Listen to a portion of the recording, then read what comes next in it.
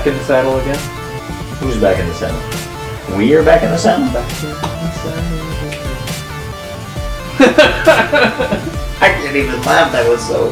I don't. Is that how you feel when I sing? Oh, that's. Whoa! I'm frightened. Fantastic. Now I know why everyone looks at me so. Whoa! What? Why are you doing that? What are we What are we talking about today? We're talking about games that were awesome. Not our favorite games. Favorite games that we actually got to play that were released in 2014. Well, I was going to say, yes, okay, because two of the games that I picked where it technically came out at S in 2013, but they got to the States in 2014, and that's when most people played it. Well, most people stateside played it, and this is the first one. Hideous art, but at the same time beautiful because of it. It's so, You like hideous art. I love hideous art. Like, I mean, just look at this, it's grotesque, but it just draws me in every time, and I love the colors. And man, when you play this game, your brain is melting. It is a worker placement game. You're placing your guys out over here onto this action grid. But you see this interesting little psh, psh. This thing essentially blocks off certain actions for that round. There's 5 rounds, which it's another thing I like in the game. Certain set of rounds, so you know, crap, I'm never going to get everything I want to get done here. Done.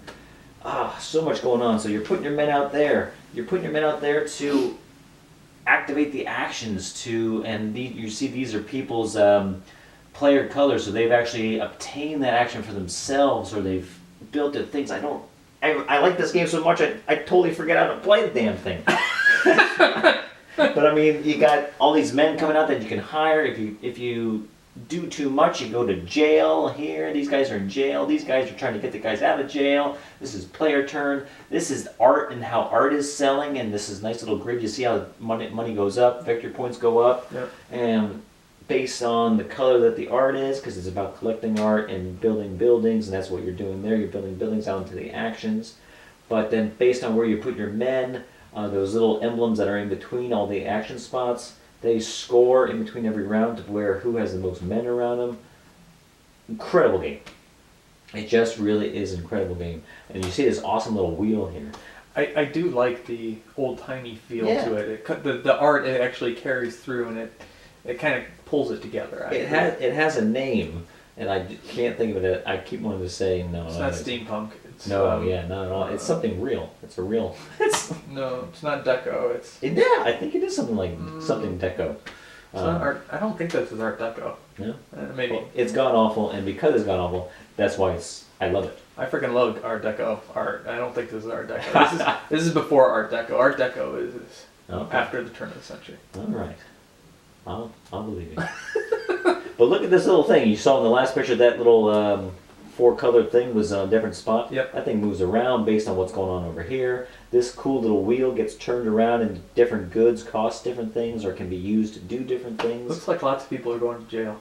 Yeah, or maybe that's just where the workers are, and maybe if they're up one space, that's where they're going to jail. I don't know, but people can go to jail, and it's because they've essentially done too much work, so they've gotten locked into the museum or something like that. I don't know. It's just a stupid little. I just love this game so much. And so see, again, here you see the bar dictating which actions can be used, so only this section for this round. None of these 2 rows up top and this side row will be getting used. And you see these are the emblems inside that I was talking about, so it's a little bit of an area control on top of it. Fantastic game. Evolution. Yeah, so I got to play this game at PAX East when it was still kind of prototype, but it was freaking amazing. Yeah. So you have these things over here. They're the your species that you're bringing out. These are some attributes you can add to your species. And you go to the next one. You got this is not what I saw when I played. So I'm not really sure what all this is about. This is what I'm used to. Maybe these are like Kickstarter. I think those are Kickstarter player boards. I bet you. See, these are the things where you put your recessed cubes in. Now it's in cool looking thingies. Yep. So as you play, you can pick up a card and discard a card. You can go to the next one here. This is the version I played right here. This is a photo you took? No, but this is what I saw when I played. This is what you saw. Okay. So you didn't have the nice little cutouts for your guys to move like things around in. But it's basically you're keeping track of maybe one more we can go to. Yeah, you're keeping track of the population, the size of them, and what attributes are assigned to it. Mm-hmm. And the cool thing I like about this is, okay, at any time you can discard a card and grab a new species and just start building a new species. And you can have multiples. Obviously, this person has, 5 in front of them? Mm-hmm. And you can have different things come out. Like, he doesn't have any, but you can have a carnivore.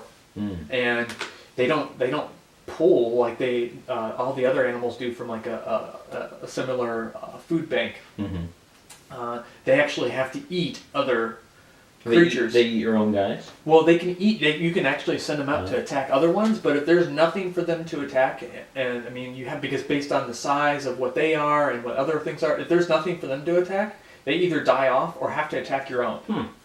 So it's just a really cool mechanic. I liked it a lot. And it looks like they definitely got some awesome art and pieces. I love the and resource bits. boards. Yeah, I love the resource boards. That was a great addition compared to when I did it. But yeah, lots going on in this game. Lots of. I've heard nothing but good things. Yeah, lots of thinking through this one.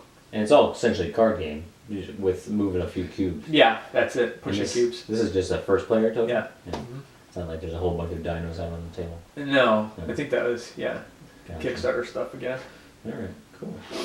Oh, now this is this one for the Gamers Game Gamers Game of 2014. Yeah. And this was good. Rudiger Dorn. I always enjoy his designs. He's always been around. Yep. Always been around. He's been around for a good over a decade now. Lots of stuff going on here. Nice Got modular board Yeah. with different locations where you can do different things. Mm-hmm. The thing I like about this one is kind of these are your worker tokens, right? That you can move around, but as you move them around, you drop off your assistants, and they stay there until you come back around and pick them back up. Right. So you get kind of not weaker, but you lose your ability to do things because you're leaving guys behind. Right. Yeah. Takes a lot of planning. One of my other favorite things about this, I don't know if you can really see it here, but this is one of the player boards up there. Right. I think there might be another picture of it, but anyways. Go over it. Oh no! So the player board, has empty spots where you can add, like more of. I think it's a wheelbarrow. It's up there. Yeah, up there. So you can add more things to it, so you can increase the size of your wheelbarrow that you can carry. The mechanic of when you can add things to your player board is very gratifying to me. So that was one of my favorites. The way you said gratifying, it must have been gratifying. It was very gratifying. Wow. You got a little too excited there. Gratifying. And it's all about gaining these gems. Right. So it's a race to get so many gems. Yep. And it's essentially boils down to being it's a pick up and deliver game to where you're getting stuff on certain tiles and you need to get it over to other tiles to get money and then get to these tiles to get the gems. Yep. And it's good. I mean, the art is good, it's solid. I like the mod part of it and different ways that you can lay out the board based on this number here, this 16.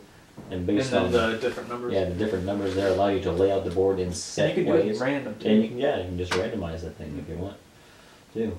Oh, here's your player board. Yeah, with it, look at all maxed out. Look at that, all the wheelbarrow. Oh, that feels so good. Yes. So these three right here Yeah. are the ones that are filled in and giving you more Capacity. Yeah, capacity. Yes. There you Yes. Good. Look at you with the vocabulary today. Very well done. It's just it's a solid game. Yeah. It is, and I think there's a reason why it won, and I fully condoned the winning of the school. Awesome. So do I. Yeah. Now this game, whoa. This is I think a first time design by Cedric Chabuzet. I don't know, butcher that one. The Lewis and Clark: The Expedition, out by Lugnut. Now this is just, I think, a gorgeous game. It's all about gaining these resources, but mainly what it's about is you see this river here. Woo! It's all about racing out that river, St. Louis, from St. Louis, but Lewis and Clark style, getting out to the Pacific Ocean. And who can do it the quickest and the most efficiently is the person who's going to win. So essentially it boils down to a race game, but it's got so much stuff going on in it that it makes it so much more than your typical race game. And I freaking love that they're not square bits, actually cupids. Oh, yeah, they're like octagonal. I don't know what. Yeah, they're hex. Hex. Yeah, they're little hexes. Yeah, they're gorgeous little bits. So, what are you doing on this game? You're playing. You're playing pawns to the board here into the tribal section to do those actions so that the tribal Native Americans help you. You're also using all your men over here that you can obtain these cards to go into your hand, which is, see some examples up top. And those guys help you. They add strength, they add abilities, they add different actions. You see them all here along the side of the card. This is somebody's personal, I was going to say entourage, but this is their whatever, this is their expedition. Yeah. These are their boats and what they're carrying on those boats. You get too much stuff, as you see, this person has a ton of stuff. So that's good and bad in this game. You don't want too much stuff, because if you're too overburdened, you're going to be represented in that by being slow to unload it for nightly camping. So it's actually going to hurt you when you're trying to move up the river, and so you'll actually progress slower. Yep. There's so much to manage in this game. It's a real thinker.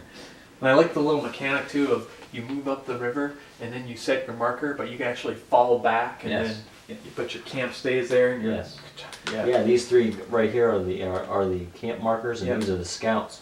And yes, they can go ahead, and then the camp catches up to the scout. The scouts can fall back behind, but the camp never moves back. Right. And then you notice too, you're going up the river, and all of a sudden it's mountains. Whoa! So you have to totally redo your strategy, because if you have a nice river chugging engine going, once you get to the mountains, you're not going to be able to do anything. Yeah. So you have to totally be ready to have horses, which are these white hexes over here. Get those horses to get you through the mountain, and then get back to the river, and then you got to pump the river again.